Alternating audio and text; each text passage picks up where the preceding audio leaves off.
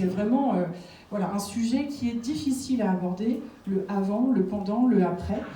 Et du coup, on a fait appel à Vincent Datté, animacaire, qui est ici avec nous aujourd'hui. Et on a consacré une journée entière à ce sujet. Parce qu'on a trouvé que ce sujet était très important. L'équipe a demandé, certaines personnes dans l'équipe ont demandé, parce qu'on était 13 personnalités différentes, 13 individus différents, 13 personnes à aborder les choses différemment, même si on a tous les mêmes valeurs. Donc on a demandé à Vincent de venir nous exposer c'est quoi la mort, c'est quoi la gestion de la mort, c'est quoi la fin de vie, c'est quoi la gestion de fin de vie. Et donc Vincent a passé une journée avec nous à nous expliquer tout ça. Ça demande du temps, parce qu'il a fallu consacrer cette journée, donc par demi-équipe, une demi-équipe le matin, une demi-équipe l'après-midi, parce qu'il fallait bien que les structures restent ouvertes quand même. Ça demande beaucoup d'énergie, c'est un sujet qui n'est pas toujours évident à aborder, que ce soit entre nous, que ce soit avec les clients. Donc ça a été vraiment déclencheur de beaucoup de choses après derrière, vous allez voir. Déjà en fait une grosse transmission et en fait je pense que ce qui nous a vraiment marqué sur cette journée de formation c'est donc déjà en fait moi en tout cas personnellement c'est de voir que c'était déjà un sujet qui me plaisait, la fin de vie. Enfin voilà, c'était des consultations qui ne me déplaisaient pas, que j'aimais prendre en charge. Mais en fait, je me suis rendu compte, grâce à la transmission de Vincent et de Animacare, jusqu'où on pouvait envisager les choses, jusqu'où on pouvait aller.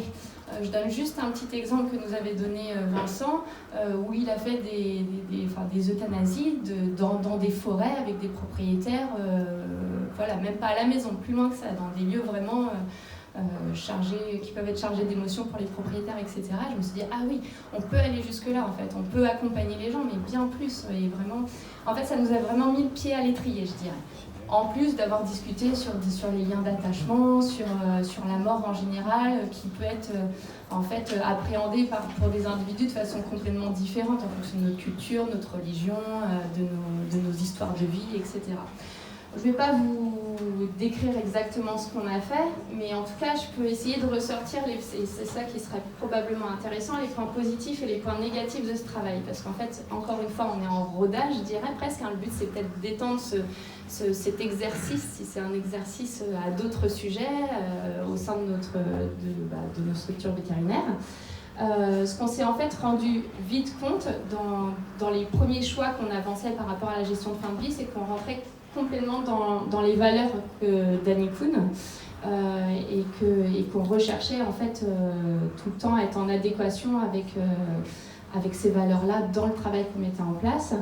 Je trouve que de créer un groupe de travail comme ça et de permettre à un petit groupe au sein d'une structure plus importante de réfléchir à des sujets importants comme ça, c'est l'intelligence collective quand on est plusieurs avec des sensibilités différentes.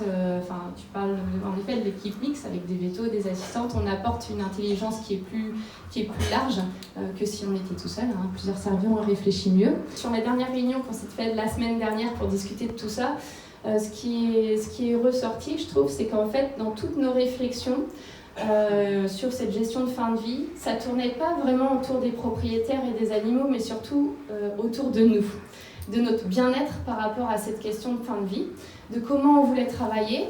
Marion, par exemple, la semaine dernière me disait, moi, je trouve ça génial de travailler là-dessus, on va peut-être arriver à trouver vraiment des choses qui sont intéressantes, qui permettront qu'on rentre le soir l'esprit tranquille, qu'on soit fier de ce qu'on fait, etc. Et en fait, je suis complètement sûre qu'en travaillant comme ça, en fait, tout va découler pour qu'après, les propriétaires des animaux et même les animaux sur une gestion de fin de vie seront plus confort, ça se passera mieux dans un climat de confiance et apaisé sur un moment qui est de toute façon délicat. On nous donne l'opportunité de faire, d'avoir confiance dans nos résultats, dans ce qu'on apporte et dans ce qu'on vaut en fait. Et c'est d'ailleurs une valeur d'Annie Kuhn et c'est probablement celle que je trouve dans ce travail-là est la plus importante pour moi.